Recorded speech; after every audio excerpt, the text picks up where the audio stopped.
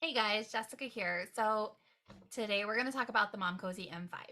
This video is long overdue and I apologize that it has been requested so many times and I have been so slow to get around to doing it. The reason for that is I don't actually like talking about pumps that I am seeing bad results with. I don't like talking about pumps where I'm very upset with the marketing and I'm upset with the lactation professionals who are advocating for this pump. There are several big known influencers who are like, oh, the Momcozy M5 is great.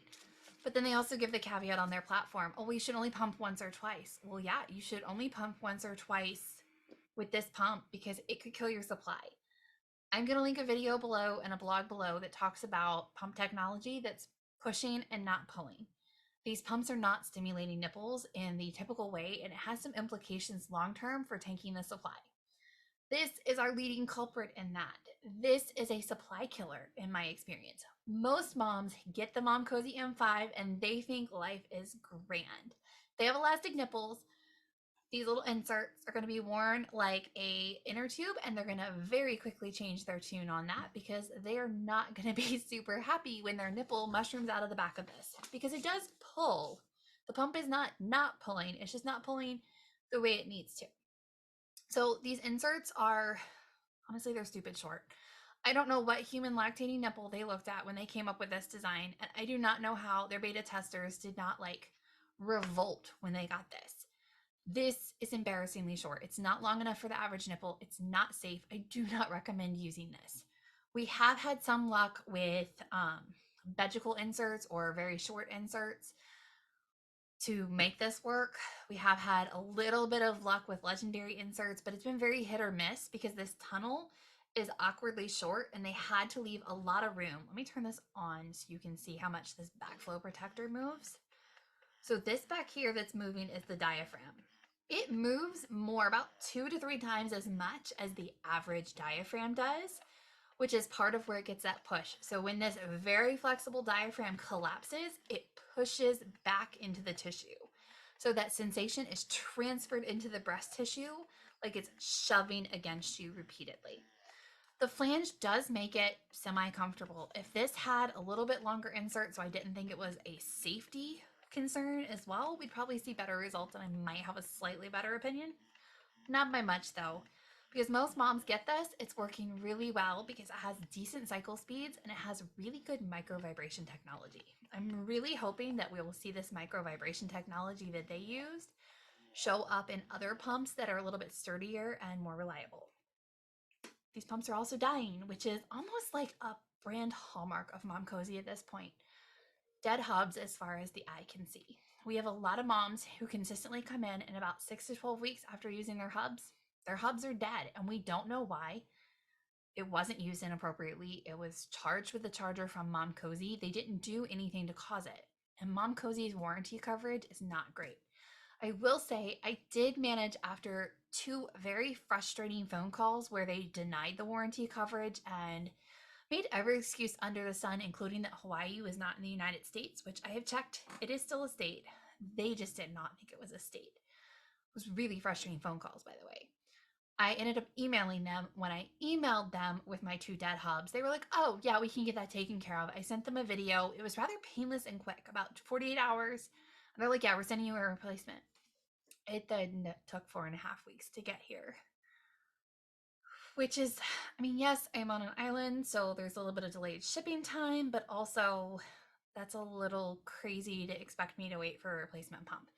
If I was a pumping dependent mom who was dependent on this, that is a problem. Now I've had to go out and purchase something else because I had to argue with them to get a replacement, and now the replacement's going to take weeks. My understanding from my clients who are in the mainland, they're not getting it that much faster. So it's still weeks before they process this. You can buy it like overnight on Amazon though.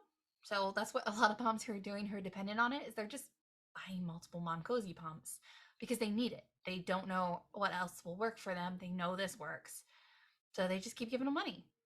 So overall, let me pull up the suction speed chart on this and I will link this below, as well as we have a review blog on this where you can see it in more detail. But this is their setting chart. So their settings are actually not terrible. I would like to note though that as their suction increases, they rapidly decrease their cycle speeds faster than average. And I think that's because it is protecting the motor. High cycle speed with higher suction is more likely to kill a cheap motor faster. So overall, you've got the three modes. You've got stimulation, you've got expression, you've got combination, which is that combination of the short pulls and the long pull. We see that on a lot of these pumps. It tends to be a very effective suction pattern. It does have some risks, but at this point, it's on enough pumps that a lot of moms really like it. I personally am one of the moms who really likes that pull pattern. I find it to be very effective, and I find it lets you pump on autopilot. So overall, I hate this pump, but I also hate that I hate it because it had potential, but they cut too many corners. They need to fix this. Absolutely. They need to figure out why their hubs are dying, and they need to honor their warranty. So they need to fix the design, they need to fix their business practices, and they need to make higher quality pumps, or they need to start selling them for $50 on Amazon like other cheap ones.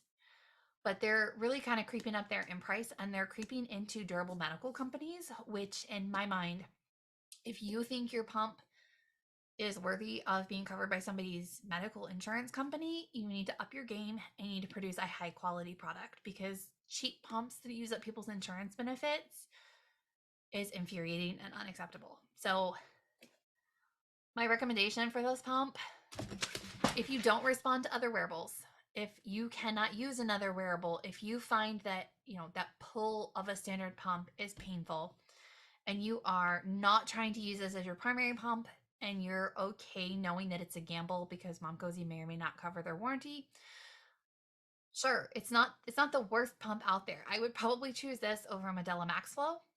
Um, so Medela MaxFlow still gets its special spot as the worst pump in my book. But this is on my no list. It's on my I really don't recommend you buy this. There are other pumps you can buy that I think are going to be better. So I'm going to link the other stuff below. If you have any questions, if you have thoughts on this, I'd love to hear it. I'm happy to answer any questions. If you're finding that certain things are working with it better than what you feel like the feedback I've gotten is, I'd love to hear it, because I do have a lot of moms who come to me who've already invested in Momcozy, and I'm just not seeing the results I would like with it. Hopefully Momcozy will up their game, because I do think they're here to stay. They do have a very effective sales model, but I really wish they would get their crap together and do a better job by moms. But this, as it stands, it's questionable at best.